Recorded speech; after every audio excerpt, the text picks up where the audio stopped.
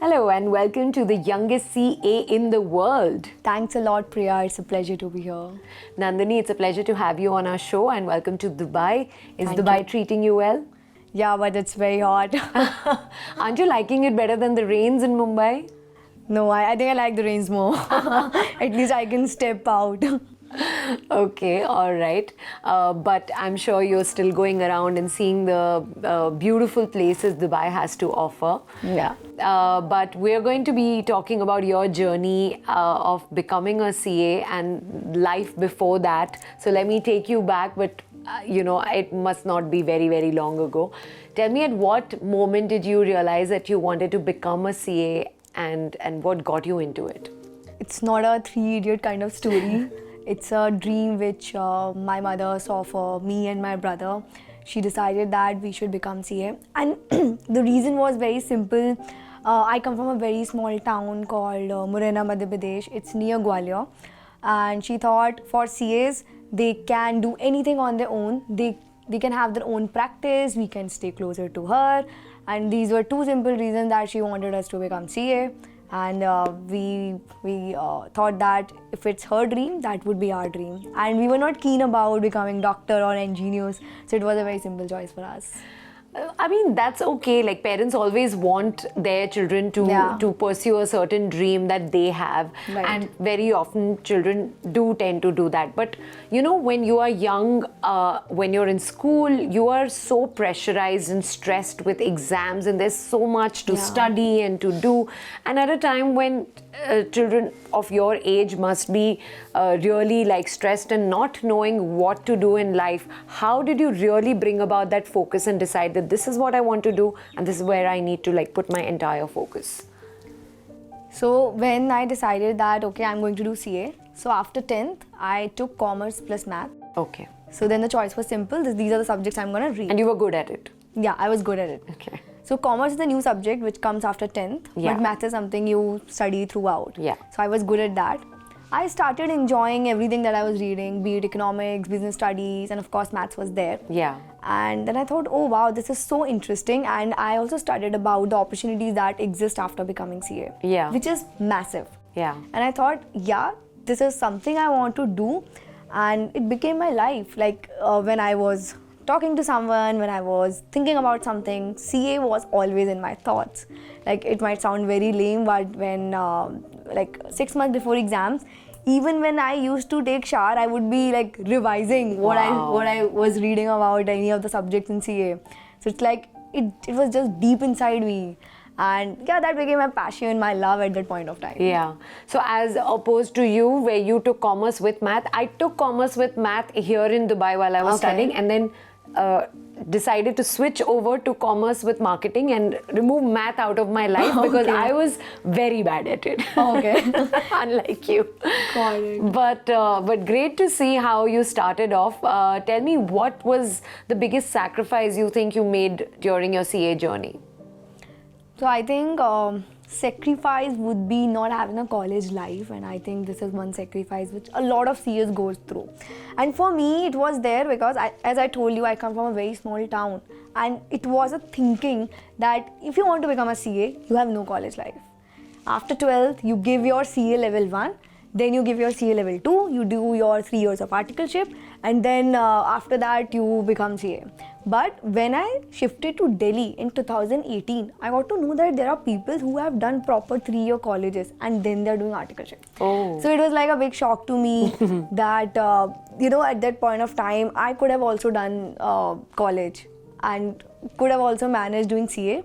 But in hindsight, when in 2021 I became CA at the age of 19 and I got all of this, recognition, I think it was compensated. Yeah, exactly, right? I mean, you got to that point earlier than many other individuals, and you were here at 19, becoming the youngest CA and entering the Guinness Book of World Records. What did that recognition mean to you?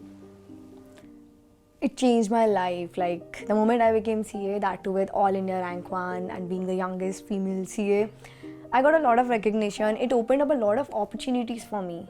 From being a person who was known to just 20 people out there, and now suddenly you are known to lakhs of people, millions of people. So it gave me recognition, it opened up a lot of opportunities. I can put my CV anywhere and it would be picked up. I can get interviews, like I can be interviewed anywhere. I can talk to people and people would reply to me. Yeah. So it opened up a plethora of opportunities for me. I'm sure.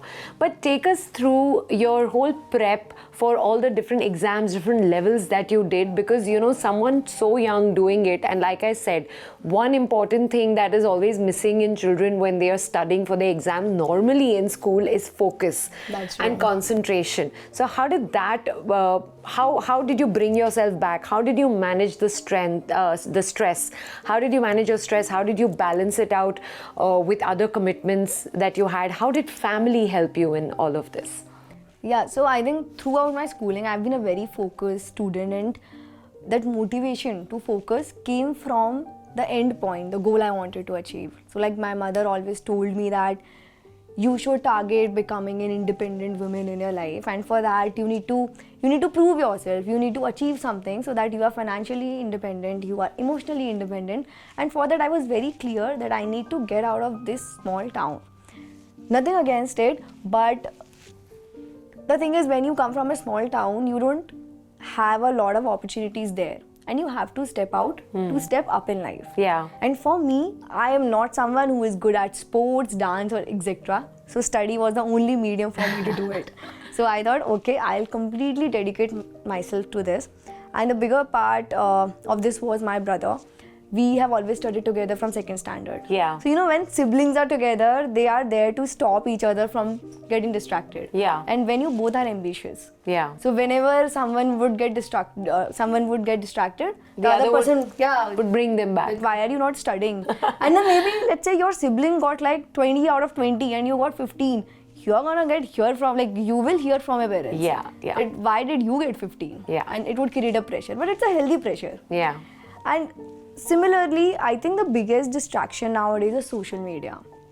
So whenever we had our exams, it was a rule, we'll delete everything which is related to social media. Okay. So we had no Instagram, no Facebook, nothing in our You phone. would deactivate all your accounts. Exactly. There was only Telegram, because Telegram we used to use for like some study groups, etc. Yeah. And I think since we both studied together throughout, we had ourselves to solve our doubts. Okay, I studied this today. Did you understand? I didn't understand. Yeah. So I don't need to call my friend. And when you call a friend, you also do gossip and other. Yeah. You'll talk about other things. But when you are at home, you are just so focused. You just solve all your doubts, and it's Yeah. fun to study with a sibling. Yeah. I think that played a very important role in my life. So the person you're talking about, let's have him into the picture right here, Yeah. because he's come along with you. So let's have your brother as well. Yeah.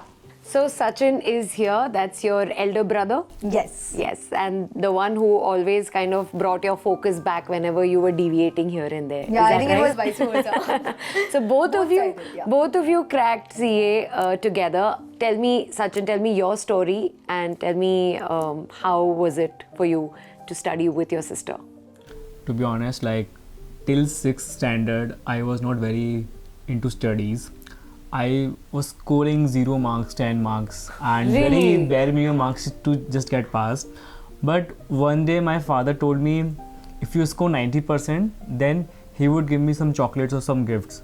So that motivated me, because I felt that I can do better, but the motivation was not coming. And when I saw her doing that, getting so much praise, being the favorite of the home, then I thought I can also do that. Yeah. So that was the motivation for me to be studious like her. And like, to be honest, like till 10th standard we were enemies. We were like, okay, we were not sharing what we covered. So the atmosphere was very competitive at home. Yeah, Like we will right. just tell our teacher, oh, he hasn't done the homework. To get the other into trouble. Yeah. Okay. Yes, so after 12th, what happened, like no one from my school chose commerce, so we have to move to a new school. And in that school, the crowd was like 10 girls and I was the only boy. So I have to make her my friend, because to Now share. you have to collaborate there rather than compete. Right. I think like from that front, she has been the biggest motivation in my journey, because I was never motivated to study enough, to work hard, because in CA Inter I didn't get any rank because I never aimed for that. Yeah. But when I saw that she scored a rank in CA Inter, then I started knowing the benefits of scoring a rank. Then, so I would like to sum up, okay, she has been the biggest motivation. She motivated me to dream big, dream higher, and achieve that dream. Amazing. It's a really nice story. So it started off as Three Idiots, which your dad tried to do, bribe you to score, but that didn't help. But in the end, similar to how they get inspired by Amir Khan studying and scoring, not even studying and scoring, you saw her that she was in love with the subject, and you also went along. Yeah. Yeah. Super. Nice talking to you both. Thank you. So, Nandini, you're a record-holding CA, but tell me, is there something that's totally unexpected of you by people? Any quirky habit, hobby, or talent that you have? Okay. I don't know if there is anything unexpected. Maybe people might think that I would be the nerd person, but when I'm not studying, when I'm not working, I think I'm a very fun person. I love to go out, I love to explore, I love to watch movies, and I like to party if I am with the right set of people. Yeah. So I think this is one thing that people might not expect from me. Right. You did all the studying earlier, and now you're happily enjoying your life as well as working, Yes. of course. Yes. Okay, tell me, do you think the world underestimates the Gen Z and their potential? I don't think they underestimate, but it's difficult for them to understand the vision of Gen Zs. And I don't know if it's justified or not. So for example, I've seen people around me in my past organization, current organization, people think that Gen Zs want early success. For them, there is no place for ordinary people out there, and they get under a lot of pressure if they are not getting success at an early age. People also think that for Gen Zs, everything becomes boring so easily. So let's say if they are working on something for 2 years, they get bored. They switch on to something else. Yeah. So This these are is myths. true. This is true as well. Okay.